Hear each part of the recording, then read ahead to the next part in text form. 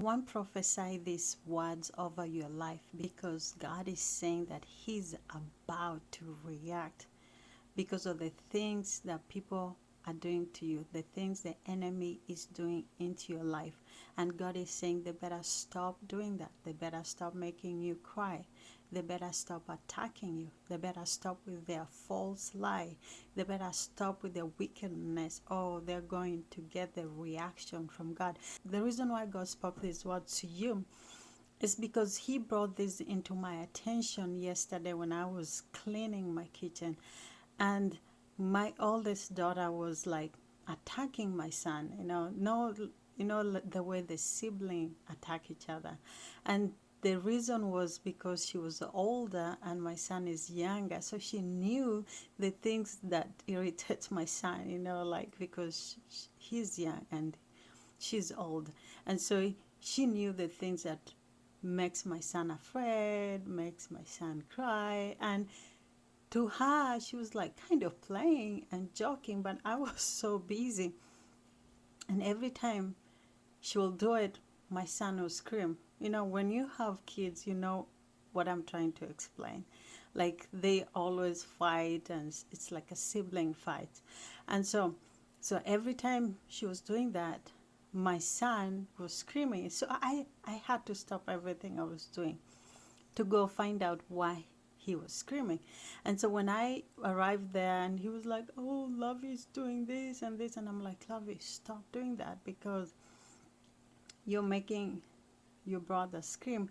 And when he screams, it's getting my attention because I will leave everything that I was doing to come find out why he's crying. And because you're making me do this, you're going to get in trouble too because you know that you're not supposed to do this. But because you keep on doing this, it's getting my reaction because I'm not stopping everything just to come find out like you're doing what you know you're not supposed to do. And so when I went back to do my work, and God was like, that's my heart. That's my heart towards my kids, towards those who love me. And the enemy keeps on attacking you. People keeps on attacking you. The enemy is even using people you love, people around you, people that you look, admire at, and to attack you. And there are all these things coming from all places. And God is saying, I'm about to react. I'm about to step in for you. And the reason why God says this is because of these three reasons that will explain that God is standing up for you, that God is fighting these battles for you because you've already surrendered it to God and God sees everything.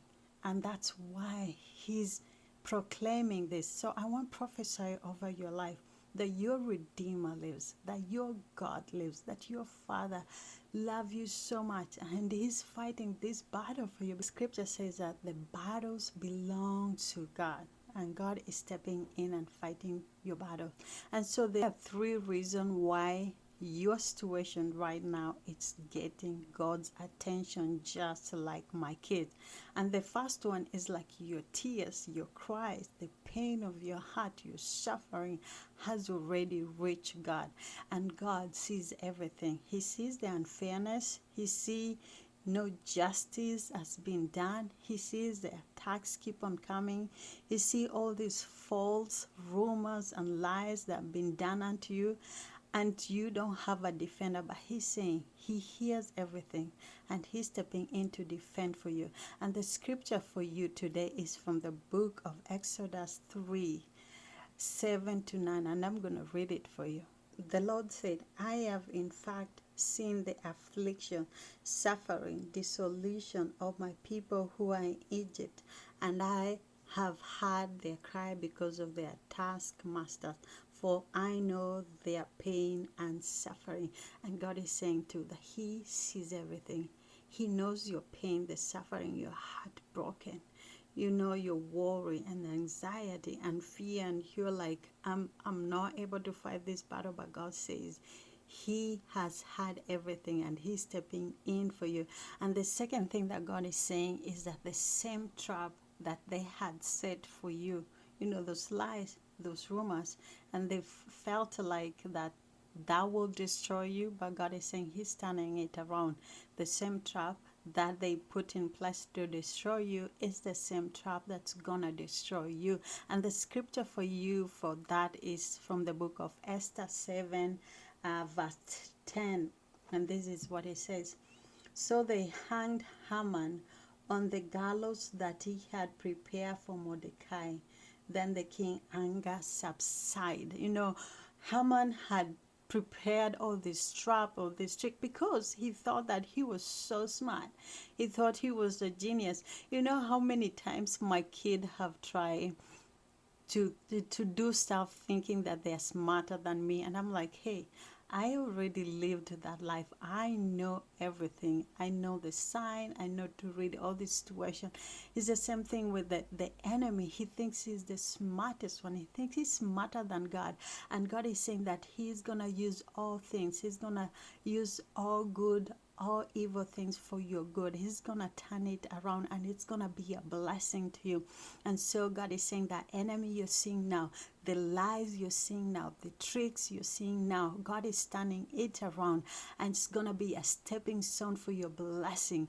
It's gonna be a stepping stone where you're gonna open that door and be like, I'm glad it happened, because now I'm in a place where I'm supposed to be with God.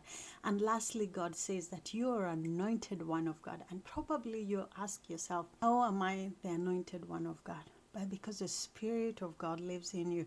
You are anointed because of the righteousness of Christ, because of Jesus in you. And when you cry to God, when you pray to God, when God sees that tears, when God sees that heart breaking, when God sees that injustice happening to you, makes him step in and fight this battle for you. And I want you to say that you're anointed one of God. If you believe, like, I'm not just saying this, you feel and you know that you're anointed one of God, I want you to say that you're anointed one of God. Scripture for you for that message is from the book of First Chronicles 16:22, and this is what it says: do not touch my anointed ones, and do my prophet no harm. So anybody who touches you and anybody who harms you, they are harming and attacking God, because God said the battle belongs to him. So he's the one who's fighting this battle for you. And if this word blesses you today, I want you to comment that you receive it, and God bless you.